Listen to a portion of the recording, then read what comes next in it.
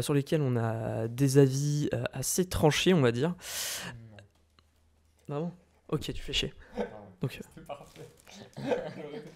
Coupé, il est parfait. il fait chier.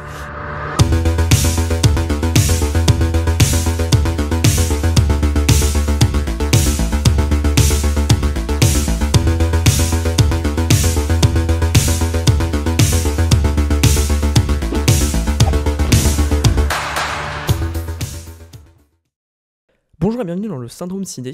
On n'a pas réussi à sortir de vidéo dernièrement, c'était un peu compliqué. Du coup, vous allez avoir droit à une grosse vidéo qui a regroupé plein de nos avis sur plein de films qu'on a pu voir ces derniers jours, de manière assez condensée malheureusement. Et du coup, c'est parti. Et on commence tout de suite avec Le Guépard de Luchino Visconti, que personnellement, j'ai trouvé bien. Mais bon, en fait, je trouve juste que c'est un bon film, mais il ne m'a pas touché personnellement. Je trouve qu'il y a beaucoup de choses qu'il raconte qui sont assez inutiles à la narration, que 3 heures de film pour ça, c'est trop. Ce film n'a pas réussi à me plaire. Alors je peux comprendre que certaines personnes, notamment Thomas, trouvent un charme à un film de 3 heures qui prend le temps de s'attarder sur plein de détails, mais il y a certaines scènes, par exemple une où Alain Delon poursuit sa belle dans une maison abandonnée qui dure bien 5 minutes comme ça. À la fin on en a juste marre parce que c'est inutile, enfin c'est ce genre de choses. Il y a une scène quand même que je retiendrai, celle où il y a Burt Lancaster qui regarde un tableau que je trouve assez bien monté et très très joli pour son sous-texte et ce qu'elle arrive à nous raconter par l'image. Mais en vrai, non, le Guépard n'a pas réussi à me toucher malheureusement. Je trouve que c'est quand même réussi. Je dirais pas que c'est un mauvais film, loin de là, mais personnellement, ça ne m'a pas marqué. Navré. Non, mais je serai bref, c'est un des films que je préfère au monde, j'aime toujours autant son étrangeté, son envie de ne pas être efficace, parce que ça raconte en termes de forme et en termes de, disons, de politique de cinéma, on va dire ça comme ça. Voilà, enfin j'aime beaucoup, c'est un gros machin, 3 heures, donc n'hésitez pas à faire un petit tour sur une page Wikipédia sur l'histoire de l'Italie, sur l'histoire de l'unification de l'Italie, avant de voir le film, ça peut aider. C'est surtout un objet esthétique absolument formidable que j'aime beaucoup, voilà. Que j'étais très content de voir au cinéma pour la première fois. Alors peut-être que c'était la première fois que je le voyais, donc je le reverrai sûrement en comprenant mieux. Mais c'est vrai que sur les 3 heures, il y a peut-être 4 minutes qui m'ont fait plaisir, où je ressentais quelque chose en fait, tout simplement. C'est l'une des dernières scènes. Et c'est vrai que dans cette dernière scène, il y a des plans magnifiques qui ne sont pas au ralenti, mais on a l'impression que c'est du ralenti, et ça c'est très beau, c'est très réussi, parce que le personnage il est enfermé dans cette solitude et cette détresse mélancolique. Mais sinon oui, c'est très long, il y a beaucoup de répétitions sur les scènes avec Alain Delon. Il y a au moins 5 ou 6 scènes où il s'embrasse avec Claudio Cardinal pendant longtemps, donc ok, ils s'aiment, d'accord, super. Et du coup, on a également vu Vacances romaines de William Wyler, qui je trouve est un très chouette film, assez bien joué, assez bien rythmé, avec des bons gags. Je retiendrai juste que au final, le passage exploration et vacances romaines, comme le titre, finalement assez court et ressemble plus à une péripétie qu'un véritable arc. Mais le film possède bien des qualités, notamment aussi une mise en scène assez soignée, et une scène finale qui je trouve est vraiment très très belle et qui fonctionne très très bien, avec un petit échange de regard à la fin, donc... Peut-être que j'exagère, mais je pense que si ça n'a pas un peu inspiré Damien Chazelle pour La La Land. Du coup, moi aussi, donc j'ai découvert ce film parce que je suis profane de Audrey Hepburn, je connais pas du tout. Donc je découvrais le film qu'il a mis en avant. Et c'est vrai que ça m'a beaucoup plu, moi aussi. Moi aussi, j'aime beaucoup la fin. Et on sent que William Wyler sait raconter une histoire, il sait filmer une histoire. Et il y a un rapport au dialogue, au comique de situation qui est super bien foutu dans le film. Je pense qu'il manquerait quand même une petite scène ou un petit plan pour nous faire comprendre que le perso de Gregory Peck s'attache effectivement au personnage d'Audrey Hepburn. Enfin, s'attache bien plus qu'il ne le pensait au personnage d'Audrey Hepburn. Parce que sans ce plan-là que j'aurais aimé voir, la transition entre ces deux émotions est un peu brusque pour moi. Mais effectivement, la fin est tellement belle que bon, allez. Donc si vous l'avez jamais vu Vacances romaines, allez-y. Ça, les films dont on vous a parlé, c'était ceux qu'on avait vus avant-hier. Là, on va vous parler des films d'hier, vu qu'il y avait une journée Brad Pitt, ce formidable acteur. Et du coup, on est tout d'abord allé voir Moneyball, ou Le Stratège en français, qui est un bon film, pour le coup, un bon film sur le sport, plus particulièrement le baseball américain, qui est très efficace finalement aussi. C'est assez intéressant de voir ça aussi en termes de mise en scène, c'est assez calibré. C'est pas ultra intéressant, mais du coup, ça fait le café, ça fonctionne. Il y a quelques moments clichés, 2-3 scènes de jeu, notamment avec un Brad Pitt dans des flashbacks jeunes, auxquels je crois pas des masses. Mais sinon, c'est un bon film qui fonctionne plutôt bien. Moi, je découvrais le Stratège. Mais en effet, j'ai trouvé ça plutôt chouette, assez prenant.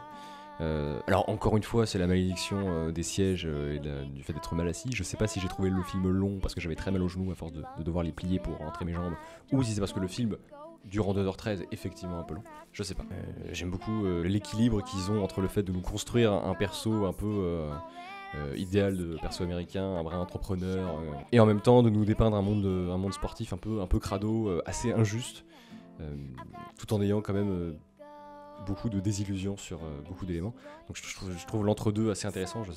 J'ai beaucoup aimé de ne pas savoir où me mettre face au film. Et puis Brad Pitt fait le café. Et Jonah Hill aussi. Jonah Hill qui est très très fort là-dedans, même s'il est très très sobre, il fonctionne bien. Enfin, voilà, c'est un très très chouette film, c'est un biopic, puisque c'est un vrai, ça se passe au début des années 2000, c'est un type qui a un peu révolutionné malgré lui le monde du baseball. Mais c'est un film très très chouette, effectivement, efficace, un brin hollywoodien, mais qui a son ambiguïté intéressante. Moi je trouve que le duo Jonah Hill-Brad Pitt fonctionne à merveille, d'une part.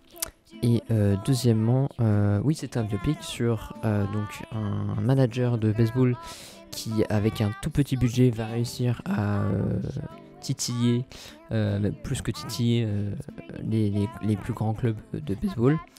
Donc avec qui ont un budget 20 fois plus conséquent. Et ce que j'ai aimé dans ce film, c'est que donc, ce manager va à la rencontre de joueurs totalement oubliés parce que ils sont pas sérieux hors du terrain, ou alors parce que ils sont pas beaux, ou alors parce que ils ont des femmes qui sont pas belles, du coup manque de confiance. C'est des vraies phrases du film. Donc ça tacle le monde du sport, le monde du showbiz, de l'image des sportifs qu'ils doivent avoir. Et surtout, bon, c'est vrai, c'est très efficace, c'est très américain niveau mise en scène, où on en fait tout un show sur ralenti, va-t-il réussir le point, machin. C'est très, très américain, mais ça marche. Enfin, quand on a des frissons quand il arrive à taper la balle qui fait gagner l'équipe. Ralenti, la voix off du commentateur qui exulte, ça marche toujours. Donc malgré que ce soit très américain, ça marche toujours. Et c'est cool. Même si Brad Pitt, il joue bien, mais c'est facile, enfin il fait la gueule quoi pendant le film, donc je trouve que c'est assez simple. Il fait le café. Et après avoir vu le Brad Pitt solide et efficace, on a eu droit au Brad Pitt dérangé, mélancolique, juste un peu fou, dans l'assassinat de Jesse James par le lâche Robert Ford d'Andrew Dominic.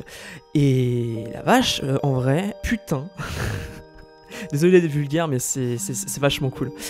Du coup, l'assassinat de Jesse James, qui est un très très bon western, qui fonctionne très bien, très stylisé. Ceux qui aiment la belle mise en scène ou la photographie de Roger Deakins seront heureux. Et aussi en termes d'histoire, j'aime beaucoup la manière dont il agence son récit, la manière dont il raconte certaines choses par l'image, d'autres par la voix off ou par des dialogues.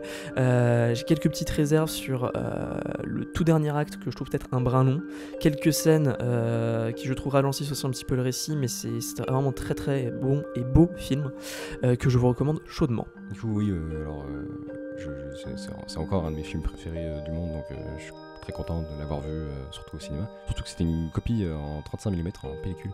Parce que déjà que le film est assez rare à voir au cinéma en 35 mm, c'est quand même rarissime. Merci La Rochelle. Mais oui, c'est un film que je trouve toujours aussi magnifique sur ce qu'il a à raconter. Des héros américains, on va le dire comme ça. Et la vision pleine de désillusions, très très crépusculaire qu'il peut avoir de cette figure de Jesse James incarné par Brad Pitt. Et c'est vrai que c'est tu parlais de photos, et effectivement je trouve le film absolument magnifique. Alors, mais il faut dire que même si effectivement il y a des réserves, c'est un de mes films préférés du monde. Mais c'est vrai que je décèle un brin de, je sais pas, d'amateurisme, on pourrait y appeler ça comme ça, parce que ce n'est qu'un deuxième film. Alors faut voir la tronche du deuxième film, du réalisateur je veux dire, mais ça reste un deuxième film, et je crois sentir à certains moments qu'il savait pas trop quoi faire avec les morceaux de la composition musicale du film, et qu'ils apparaissent un peu étrangement juste après un fondu au noir. Oui, le rapport à la voix off, qui est assez intéressante, et qui est très prometteuse dès le début du film. J'adore l'ouverture du film, mais qui a le droit quand même à quelques séquences où elle nuit peut-être un peu au film. Alors oui, c'est 2h40, mais c'est 2h40 magnifique, avec à l'intérieur 2-3 séquences juste bonnes, ou un peu en trop. Moi, ce que je retiendrai du film, c'est évidemment la photo. Et nous fait penser que c'est une légende, en fait. Enfin, la photo, pour moi, donne un sentiment de légende. Mais sinon, moi, ce que je retiendrai principalement du film, c'est les montées en tension Putain, quand il rentre dans une salle, tu te chies dessus. Tu te chies dessus, alors qu'il n'y a rien. On se chie dessus comme les personnages qui l'entourent. Et ça, je trouve ça juste dingue. Comment c'est amené, avec la précision. Et donc, et Brad Pitt aide. Genre, il a même pas à jouer, juste sa gueule. Ça marche. Parce qu'il a une gueule de cinéma, ce mec. Et c'est avec ce film qu'on le remarque le plus, je trouve. Parce que tout le monde a dit, ouais, Once Upon a Time, c'est génial. Brad Pitt est incroyable. Mais dans celui-là, il est très étonnant. Très très étonnant. Encore plus que dans Once Upon a Time. Parce que il fait un peu le beau gosse qui sourit et qui fait un peu la gueule parfois. Voilà. Mais sinon, il joue très bien. Mais voilà. Je l'ai préféré dans celui-là. Et du coup, pour clôturer le chapitre sur Brad Pitt, on a fini la soirée avec Seven de David Fincher, sur lequel j'ai vraiment rien à dire. Enfin, je pense que tout a déjà été dit, abordé, que ce soit dans des chroniques qui sont attaquées par exemple au champ contre champ, des livres qui ont parlé de la manière d'éclairer, comment le scénario avait été construit, de Fincher lui-même, qui en parlait beaucoup. Non, c'est vraiment un excellent film, et comme on dirait, une masterclass, quoi. Je ne sais pas quoi aborder spécifiquement sur ce film, tellement c'est bien, c'est fou, en termes de jeu, en termes de réa, en termes de scénar, en termes de montage. Peut-être un tout petit poil moins la musique sur une scène, celle où la police se prépare, où je trouve qu'elle est peut-être un petit peu trop littérale, mais non, c'est vraiment du chipotage et tout. Ah, et Brad Pitt, à quelques instants, notamment lors du climax, j'ai quand même du mal avec son jeu. Je trouve que non, c'est pas entièrement naturel et ça fonctionne pas tout à fait. Mais voilà. Et sinon, c'est très très bien. Alors moi, je découvrais Seven, bien que en 35 minutes, encore une fois, c'était décidément une très très chouette habitude de la journée Brad Pitt, c'est de vous faire diffuser la plupart de ses films en 35. Et mon Dieu, s'il y avait un film à diffuser en 35 aujourd'hui, c'était Seven. Parce que si vous l'avez vu, et n'hésitez pas, si vous avez plus de 15 ans, c'est un film qui travaille l'obscurité, le clair-obscur, tous les intérieurs, même les extérieurs sont un peu ténébreux. À l'extérieur il y a de la pluie, enfin c'est dégueu, c'est plein de textures. Alors en 35, mais c'est beau. Je me calme. Du coup, je le découvrais ce film, bien que j'en sache trop, parce que on m'a beaucoup trop raconté la fin du film. Mais c'est vrai que c'était un vrai plaisir, surtout oculaire et sensoriel. Oculaire parce que voilà, Darius Khondji, chef opérateur. Et si on rajoute à ça l'effet 35 mm, parce que l'effet pellicule, ce qui fait que les noirs sont encore plus bouchés, les teintes un peu jaunâtres sont un peu davantage saturées. Bref, le film est, c'est vraiment infernal, quoi, d'un strict point visuel. Et puis pour le côté sensoriel, je crevais de chaud dans la salle. Donc ça colle avec les enfers du film. Sauf qu'il pleut, mais je meurs de chaud en les voyant sous la pluie. Mais c'est vrai que sur le plan narratif, bien qu'il soit incroyablement solide, moi j'en avais rien à faire. J'étais super bien devant, hein, mais le récit m'intéresse pas beaucoup. Et oui, je te rejoindrais volontiers sur l'étonnante, mais pas dans le bon sens du terme, performance de Brad Pitt lors du climax, dont on m'a tant vanté les mérites d'ailleurs de ce climax. Et il en a des mérites, mais certainement pas celui d'avoir une performance irréprochable. C'est super dommage. Mais non, enfin, si jamais vous n'avez pas vu Seven, parce que dans ma tête c'est beaucoup plus impensable de pas avoir vu Seven que de pas avoir vu Jesse James. Si vous avez vu Seven, si vous n'avez jamais vu Seven, et que vous avez plus de 15 ans, allez-y, c'est super. Moi j'attendais ce film parce que la première fois que je l'avais vu, j'avais comme toi, j'avais beaucoup aimé, mais c'est vrai que le scénario, je m'y étais pas trop accroché. Et là je l'ai vu, oh la claque, oh la claque, la claque de chez claque. Je l'avais revu en analysant chaque scène quasiment. Enfin, au début, parce qu'après j'ai eu la flèche, j'étais tellement pris par le film que j'en pouvais plus. Mais là au cinéma, et putain, ouais, quelle claque, parce que en termes de découpage, de montage, de musique, de montée en tension, d'acteurs, parce que même si vous gueulez sur Brad Pitt à la fin, je trouve que ça marche quand même. Enfin, oui, voilà, Morgan Freeman est génial, même Gwyneth Paltrow, les échanges de regards entre elle et Morgan Freeman, je les trouve super touchants. Et en termes de scénario, il est tellement clean. C'est très fort d'écrire un scénario comme ça. Dans les policières, c'est jamais facile. Le méchant, John Doe, c'est un des plus grands méchants, je trouve maintenant. Parce que vous avez vu Batman. Allez voir Seven. Voilà, ça c'est la bonne version de The Batman. Mais non, mais ce film, pour moi, ça va être une leçon. C'est-à-dire que je vais encore le revoir et le revoir pour encore analyser, pour savoir comment on fait un putain de climax, tout simplement. Et comment on fait monter la tension dans une scène, en fait, tout simplement. voilà, ça va être un outil de travail très intéressant. Et du coup, aujourd'hui, on a vu La piscine de Jack Deray. Jack Deray. Non, plus sérieusement, on a vu La piscine de Jacques Deray. Je suis un poil embêté parce que je trouve que c'est un bon film et j'ai vraiment été dedans pendant la première heure. J'étais à fond dedans. C'était assez lent, mais ça me plaisait vraiment bien. Je trouvais qu'en fait, il y avait ce qui manquait pour moi au Guépard, c'est-à-dire qu'il y avait vraiment des relations qui s'écrivaient, justement des émotions et des relations qui s'écrivaient entre les personnages, mais de manière indicible et qu'on ressentait à l'écran. Et en fait, le truc qui m'embête, c'est que il y a une scène qui pour moi fait vraiment office de climax, une scène qui se passe justement dans la piscine, et en fait le problème c'est que après il y a eu un peu pour moi le syndrome Rebecca, c'est-à-dire que on repart sur une enquête de police qui à mes yeux est peut-être un petit brin longue, et à partir de ce moment-là le film me parle moins, il y a moins justement d'interaction entre les personnages, ça reste quand même assez beau et assez bien fichu. C'est un bon film, mais un petit peu déçu par sa dernière moitié, voilà. Vous connaissez Paul Crochet? C'est un acteur français qui est mort aujourd'hui, qui a fait plein de second rôles, notamment chez Melville, mais dans des polars et tout. Il a un rôle dedans. Bah, c'est le personnage qui survient qui apparaît dû à cette enquête policière. Voilà, il est super dedans. Intéressez-vous à Paul Crochet, j'adore Paul Crochet. Regardez Paul Crochet, c'est super. Voilà, petit gag à part. Non, mais vous avez bien compris ma passion pour le film. Hein. Non, je trouve vraiment très très solide. Ça joue plutôt bien, l'évolution des personnages est assez intéressante.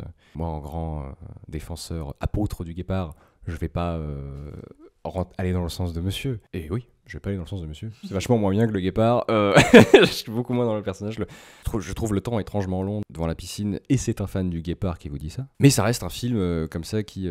Bon, alors je me doutais bien que l'érotisation de Romy Schneider avait probablement quelque chose à voir avec la dimension culte du film, parce que j'ai vraiment pas l'impression d'avoir vu un chef-d'œuvre ou un très grand film. Je dirais que peut-être le travail sur l'érotisme a peut-être fait que le film a marqué à l'époque et qu'on en parle encore, mais c'est pas exactement c'est vraiment pas ce que je garderais du film personnellement. Enfin, Romy Schneider m'impressionnait beaucoup plus quand on l'a filmé en tant que comédienne qu'en tant que corps pourvu de fesses et de seins. Voilà. Delon avec Charles René, de l'eau, du soleil, un été, des vacances, regardez plein soleil.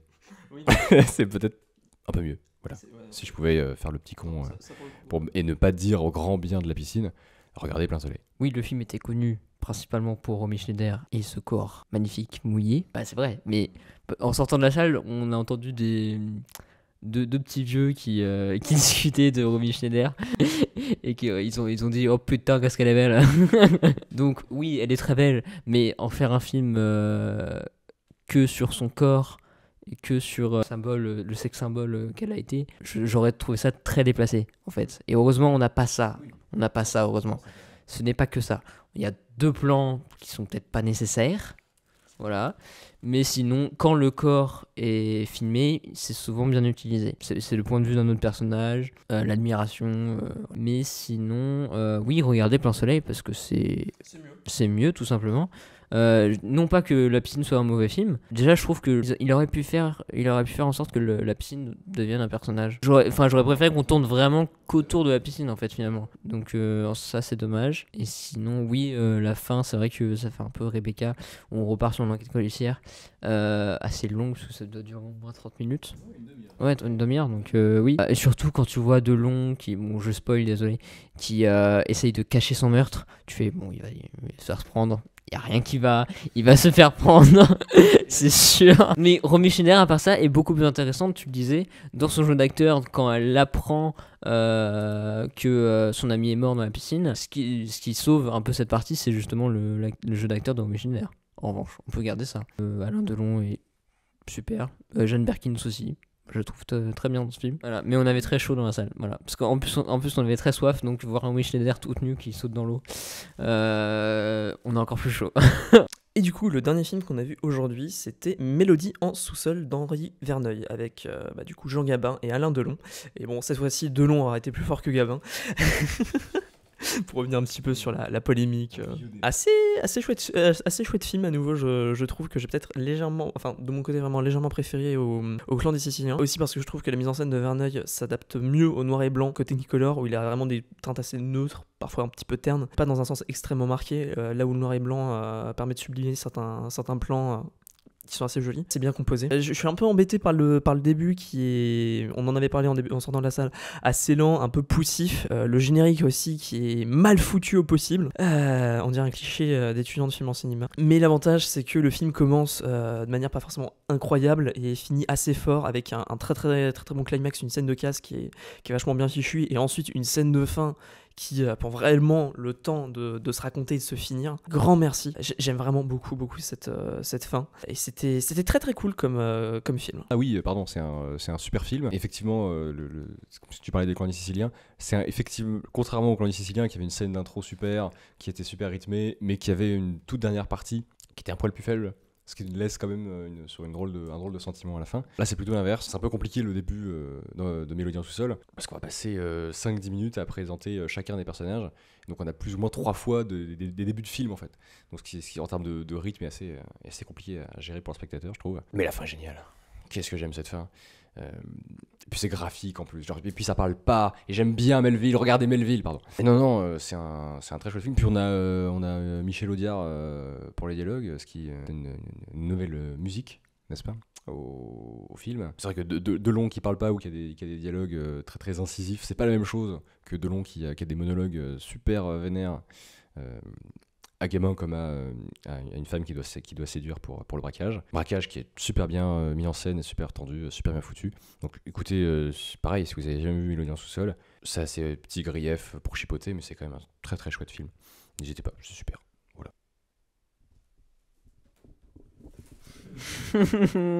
Devinez quoi? I fell asleep.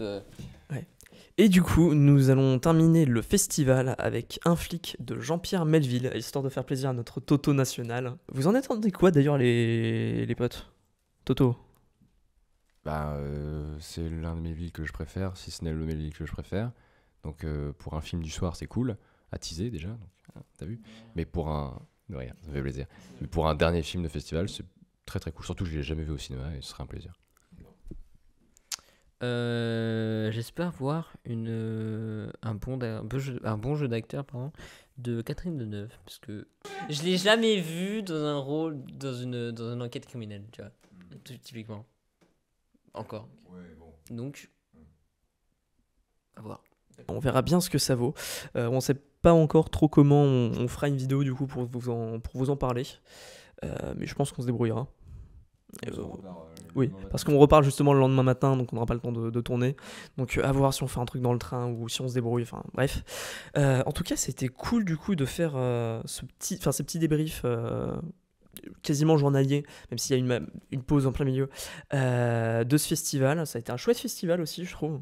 On a vu des films assez diversifiés, que ce soit du cinéma portugais, du cinéma ukrainien, avec le gros coup de cœur Atlantis, n'est-ce pas? Et des classiques aussi du cinéma français qui étaient quand même des classiques de... Oui aussi, c'est vrai.